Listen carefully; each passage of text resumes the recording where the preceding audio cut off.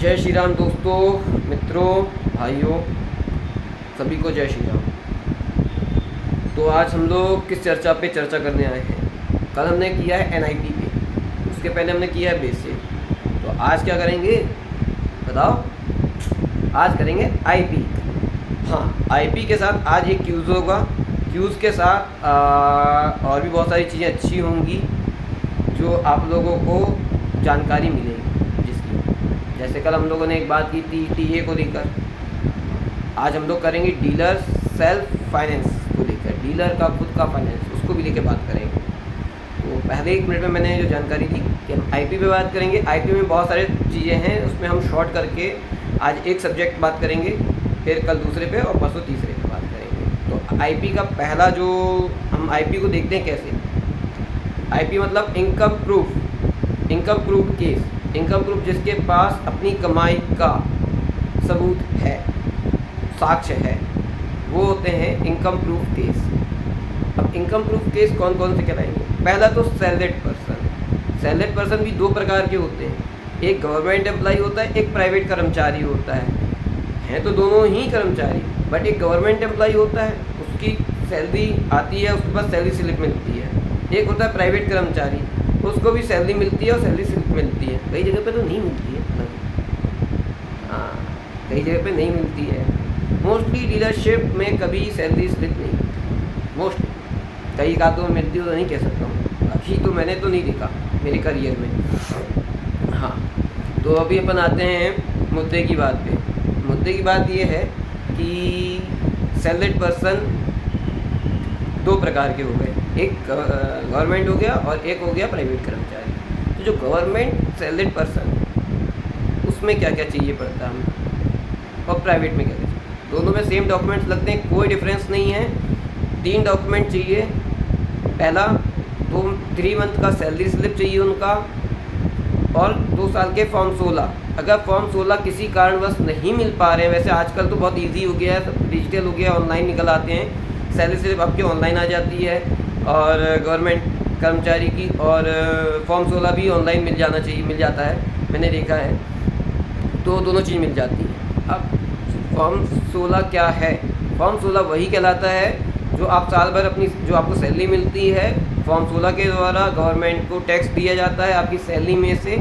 जब फॉर्म 16 भरा जाता है तो उसमें आपका टैक्स जाता है फॉर्म 16 के थ्रू, तो उसमें आपकी साल भर की सैलरी का ब्यौरा होता है, तो इसलिए फॉर्म 16 लगता है, ठीक है, ताकि आपकी साल भर में आप क्या कमा रहे हैं, कितना कमा रहे हैं, उसका जानकारी मिल सके। तो प्राइवेट फाइनेंस हो या गवर्नमेंट फाइनेंस, दोनों जगह पे ये डॉक्यूमेंट कंपलसरी लगेगा। अगर ये नहीं है तो क्या कर सकते हैं? फॉर्म 16 नहीं मिल पा रहा, क्या करें भैया? बहुत सरल तरीका है, ITR फाइल कर दो। और वैसे भी ITR फाइल करना ही चाहिए, चाहे फॉर्म 16 मिले चाहे ना मिले, आप ITR फाइल कर दो, बहुत ईजी है। इनकम टैक्स रिटर्न, जिसके बारे में मैंने कल भी बोला था, ITR फाइल करना चाहिए।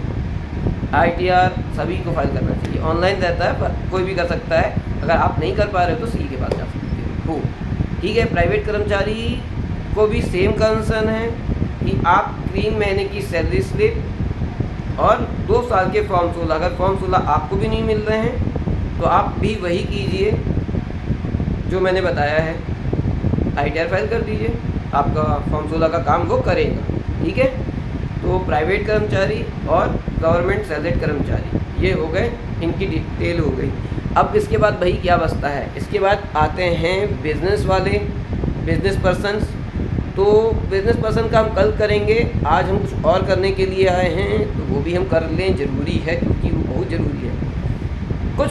कुछ जो ऑटोमोबाइल में डीलरशिप होती है, जो डीलर्स होते हैं, जो कंपनियां होती हैं, वो आजकल खुद के फाइनेंस चालू कर चुके हैं। वैसे तो बहुत समय से कर रहे हैं, किए हुए हैं, है ना। नाम नहीं लूँगा फिर मैं उन कंपनियों का, ना उन डीलर्स का जिन्हें ऐसा कुछ किया हुआ है, बट सतर्क रहिए जब आप डीलरशिप में जाते हो, उनमें क्या क्या सावधानी बरतनी चाहिए। फर्स्ट ऑफ ऑल कि आप जब जा रहे हो डीलरशिप में, किसी भी डीलरशिप में जाओ, तो आप रफ में रेट मत लो, रफ कागज़ में आपको रेट नहीं लेना है। अगर आपको सामने वाला रफ में दे रहा है, समझाने के लिए दे रहा है, वो कुछ भी कह रहा है, आप उसको टोटल करो इग्नोर। आपको कोटेशन लेना है, उनके कोटेशन पैड से कोटेशन लेना है और उनसे साफ कहना भैया जो कम करना है, जो ज़्यादा करना है वो इसी कोटेशन पैड पे करिए। क्यों? क्योंकि रफ में लिखा हुआ कुछ भी कचरा कहलाएगा, उसकी वैल्यू ना के बराबर है। क्योंकि रफ पैड सामने वाला ही कह सकता है आपसे कि भैया ये तो मेरा है ही नहीं, मेरी कंपनी का ही नहीं है। समझ रहे हो ना? इसीलिए अगर आप किसी भी डीलरशिप में जा रहे हो तो पहली बात कोटेशन दीजिए और कोटेशन में ही डिडक्शन कराइए। क्या डिडक्शन हो सकता है, क्या डिस्काउंट हो सकता है, वो कोटेशन में ही कराइए। ख़ास तौर पे आप जांच लीजिए एक्स शोरूम वैल्यू क्या है और उनसे ये बात भी कर लीजिए कि भैया आरटीओ की टैक्स रिसिप्ट चाहिए रहेगी हमें, और वो भी क्लियर कट, मतलब ओरिजिनल, है ना। और इनसे ये भी पूछ लीजिए कि आरटीओ टैक्स आप किस वैल्यू पे भरेंगे, ठीक है। तो सारी चीज़ का कैलकुलेशन कर लीजिए। बहुत इजी कैलकुलेशन है, बहुत भारी नहीं है ना। जो आपका एक्स शोरूम होता है, कई बार होता है क्या, उस पर डिस्काउंट करके फिर बची रकम पे उस पर टैक्स कोड होता है ना। तो पूरी बारीकी से थोड़ा जांच कर लीजिए, देन आफ्टर देन आप डिसीजन लीजिए, डिसाइड कीजिए। जो मैंने कहा था ना आपसे कि भैया डेट पे सेम डे टू मत फाइनल कीजिए, कभी भी कोशिश कीजिए 1 वीक 15 डेज़ का, है ना। बुकिंग के दौरान ये याद रखिए, जब आप गाड़ी की बुकिंग करते हो तब भी ये याद रखिए कि जो आप पेमेंट कर रहे हो उसकी रिसिप्ट लेना है आपको, और सेम टाइम लेना है, सेम डे लेना है। मान लो अपने घर पे आप पेमेंट दे रहे हो सामने वाले को, उससे साफ साफ बोलो कि भैया मुझे QR कोड दो अपनी डीलरशिप का QR कोड दो, मैं उस पर पेमेंट कर दूँगा, आप मुझे रिसिप्ट भेज देना बाद में, भले 1 दिन बाद, 24 घंटे, क्योंकि कोई भी UPI का ट्रांजैक्शन 24 घंटे बाद अपडेट होता है। इसीलिए आप स्माइली बोलिए प्लीज़ 24 घंटे बाद आप मुझे इसकी रिसिप्ट दे दीजिएगा पेमेंट की, ठीक है। बुकिंग करते समय ये बात भी याद रखना कि आप उनसे क्लियर कंसर्न कर लेना कि गाड़ी नहीं आएगी, नहीं आ पा रही है। अगर आपकी व्हीकल नहीं आ पा रहा है तो क्या मेरी बुकिंग मैं कैंसिल करता हूँ तो मुझे कोई कैंसिलेशन चार्ज तो नहीं लगेगा, क्योंकि कैंसिलेशन चार्ज कोई नहीं बताएगा आपको ये पूछना पड़ेगा। ये आपका ज़रूरी है आपका पूछना, ये बुकिंग पे कैंसिलेशन चार्ज लगेगा तो कितना लगेगा और क्यों लगेगा। भाई मेरी गलती अगर नहीं है और मैं बुकिंग कैंसिल कर रहा हूँ क्योंकि आप मुझे गाड़ी नहीं दे पा रहे हो और मुझे कुछ और गाड़ी उठानी है, तो मैं कैंसिल करूँगा ही करूँगा यार, वो तो मेरा अधिकार है। और उस पर आप मुझे चार्ज लगाओगे तो वो गलत कहलाएगा, ठीक है।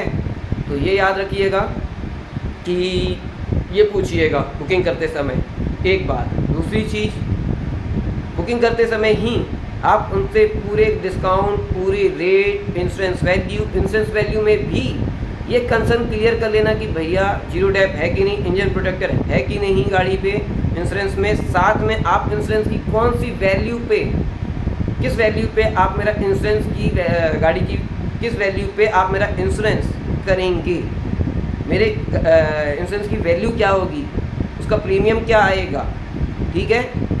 तो ये जब आप पूछोगे ना तो सामने वाला लिखित में आप लोगे जब उससे सामने वाले से, तो सारे क्वेश्चंस के आंसर आपको अपने आप मिलते चले जाएंगे, ठीक। आरटीओ किस वैल्यू पे आप टैक्स कोड करेंगे, टैक्स रिसिप्ट चाहिए, आप टैक्स रिसिप्ट लीजिए, आपको देने से मना नहीं कर सकते। टैक्स रिसिप्ट की फ़ोटोकॉपी आपको मिल सकती है, ठीक है, क्योंकि टैक्स रिसिप्ट तो जमा होगी आरटीओ में, लेकिन उसकी फ़ोटोकॉपी तो आपको दी जा सकती है, तो वो आपको लेना आपका अधिकार बनता है, आप ले सकते हैं। एक बात, अगर कोई मना करता है तो समझ जाओ आप, ठीक है, कि कुछ, हाँ, तो वो चीज़ लेना आपको ज़रूरी है। इसके बाद आपका बुकिंग के समय मैं आपको बता ही चुका हूँ क्या क्या ध्यान रखना ज़रूरी है। बुकिंग के बाद आरटीओ टैक्स रिसिप्ट की बात, इंश्योरेंस की बात, ठीक। इंश्योरेंस भी याद रखना भैया, जीरो डैप, इंजन प्रोटेक्टर, और साथ में RSA का चार्ज कितना, RSA 1 साल का रहेगा, कितने साल का रहेगा ये क्लियर करना, ठीक। रिन्यू कराएंगे नेक्स्ट टाइम जो इंश्योरेंस कराओगे तब RSA रिन्यू करा लेना। RSA क्या, रोड साइड असिस्टेंस। आपकी गाड़ी अगर कहीं भी ख़राब हो जाती है तो इंश्योरेंस भिड़ जाती है, सॉरी ख़राब नहीं, भिड़ जाती है, एक्सीडेंटल होती है, तो इंश्योरेंस कंपनी आपको रोड साइड असिस्टेंस प्रोवाइड करती है। तब आपकी गाड़ी को डीलरशिप जो भी नियर अबाउट होगा उनका क्रेन सुविधा, वो आपको आप उस पर RSA पे कॉल करेंगे रोड साइड असिस्टेंस पे, और वहाँ से गाड़ी आई, क्रेन आएगा, जो भी सुविधाजनक है वो आएगा, आपकी गाड़ी को बाकायदा वहाँ पे लोड किया जाएगा, फोल्ड साथ में उसको लॉक किया जाएगा और फिर डीलरशिप पे ले जाया जाएगा नियर वो। ठीक, तो RSA फ्री रहता है ना, उस समय पे फ्री मिलेगा आपको, बट आपको इंश्योरेंस कराते समय उसका चार्ज देना पड़ेगा, तो वो पूछ लेना। तो इन सब चीज़ को पूछने के बाद फिर आगे बढ़ना, अगर कोई कन्फ्यूज़न होता है तो हमसे डिस्कस कर लेना। ठीक, तो ये हो गया आज की पूरी क्लियर कन्वर्सेशन हमारी।